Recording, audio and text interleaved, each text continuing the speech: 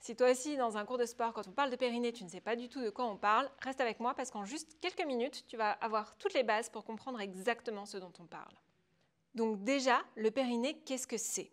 C'est un ensemble de muscles qui vient tapisser le bas du bassin et qui empêche tes organes de tomber dans le vide. C'est pour ça qu'on va aussi souvent parler de plancher pelvien.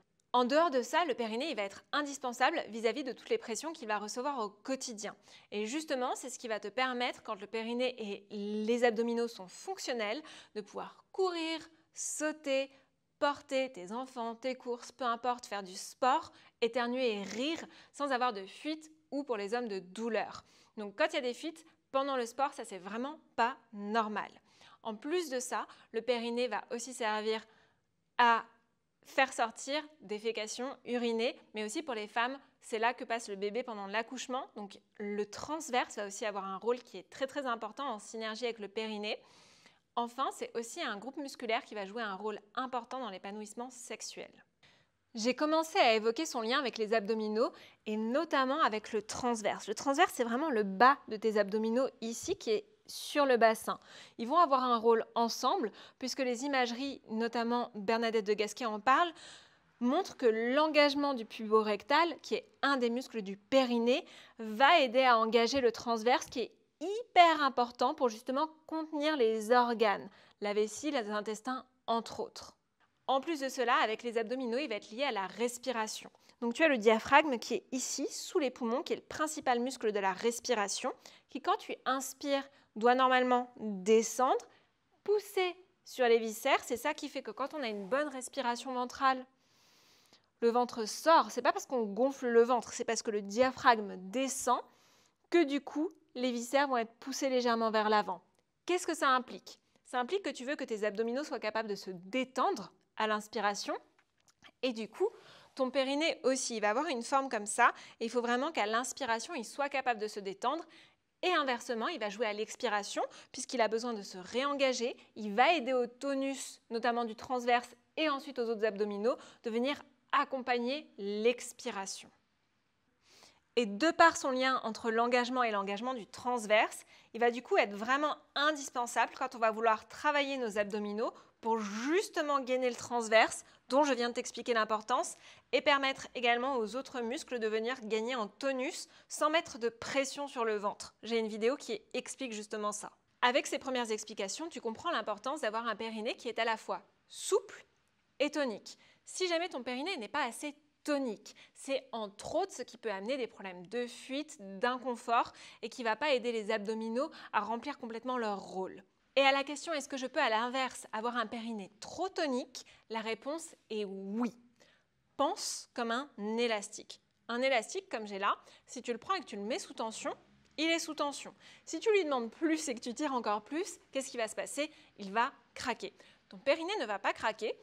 En revanche, si tu lui demandes plus alors qu'il est déjà sous tension, comme par exemple si tu sautes, tu cours, tu fais un gros effort, tu éternues, en gros si tu mets une pression intra-abdominale un peu plus forte sur le périnée qu'il est déjà sous tension, il ne va pas pouvoir mettre encore plus de tension pour retenir, donc il va se relâcher et c'est là que pour les femmes, on peut avoir notamment des fuites. Et c'est là qu'il faut vraiment se méfier parce que beaucoup de femmes, face à des problèmes de fuite urinaire, vont essayer de renforcer leur périnée alors que parfois, c'est justement qu'elles ont un périnée qui est trop tonique.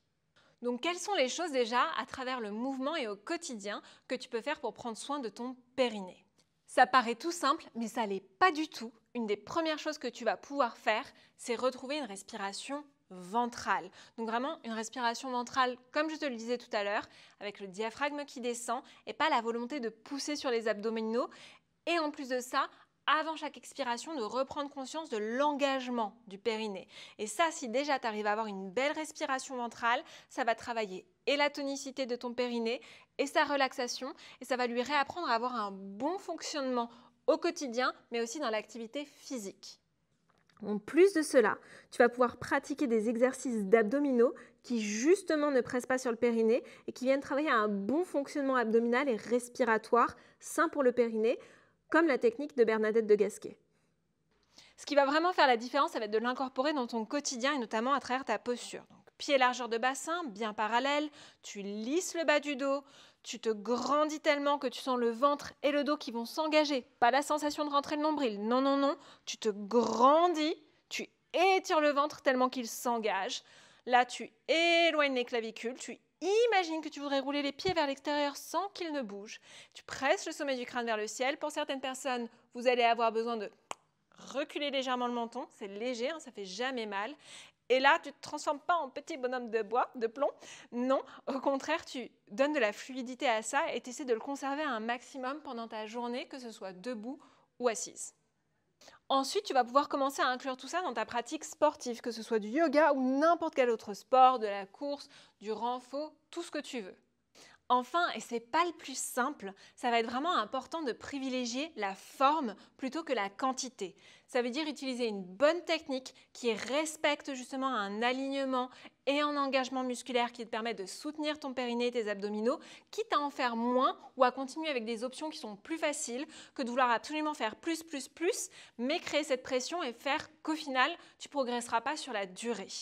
Si jamais justement tu veux aller plus loin avec tout ça et apprendre à retrouver ta conscience périnéale, abdominale et faire les bons mouvements, j'ai un programme qui est complètement construit pour ça que je te mets juste en dessous. Si jamais tu veux explorer un peu plus ce qui est sur cette chaîne, tu as la vidéo dont je te parlais tout à l'heure ici sur la pression périnée-abdos et ici tu as un exemple d'abdominaux que tu peux faire selon la méthode de Gasquet. Et si tu veux me soutenir vraiment, n'hésite pas à partager cette vidéo et tu seras vraiment étonné de voir à quel point il y a plein de personnes qui te seront reconnaissantes de leur partager parce qu'on parle beaucoup du périnée et souvent on ne sait pas du tout ce que c'est. Toi, n'hésite pas à me dire en commentaire ce que tu aimerais voir ici, à mettre un like et je te dis à très bientôt.